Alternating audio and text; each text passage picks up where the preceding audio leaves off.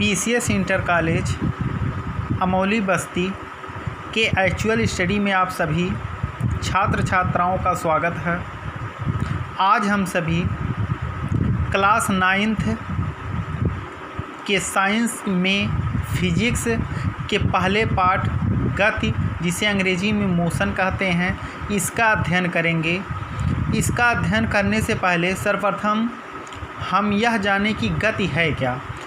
गति की परिभाषा इस तरह से है: किसी वस्तु की स्थिति में समय के साथ परिवर्तन को गति कहते हैं। इसे हम उदाहरण के तौर पर इस तरह से समझ सकते हैं, यदि कोई वस्तु ए स्थान पर है, जब वह अपनी स्थिति को समय के अनुसार बदल देती है तो उसे हम गति कहते हैं, अर्थात यह वस्तु एक स्थान से दूसरे स्थान पर चली गई है। आई होप आप लोग समझ गए होंगे। अब हम लोग जानेंगे गति के प्रकार, जिसे अंग्रेजी में टाइप्स ऑफ मोशन कहते हैं। प्रमुख रूप से हम लोग कक्षा 9 में गति के प्रकार को 3 भागों में बांटते हैं।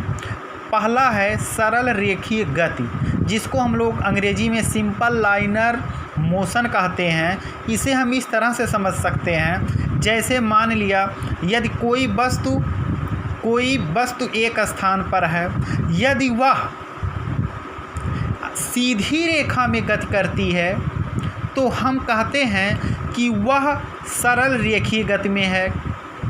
जैसे जब इसकी परिभाषा में लोग इस तरह से समझ सकते हैं, जब कोई पिंड सरल रेखा में गति करता है तो ऐसी गति को सरल रेखीय गति कहते हैं। उदाहरण हम लोग इस तरह से समझ सकते हैं, जैसे सीधी सड़क पर चलती हुई कार।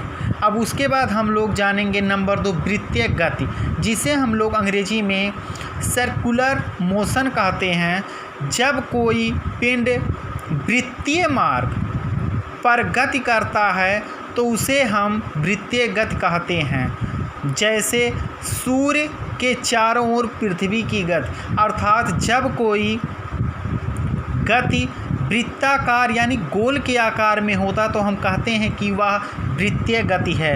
उसके बाद नंबर 3 हम लोग जानेंगे कि दोलन गति क्या है। जब कोई वस्तु अपने माध्य स्थिति के दोनों ओर गति करती है, अर्थात बीच में से वह इधर भी उतना जाती है, इधर भी उतना जाती है, तो इस प्रकार की गति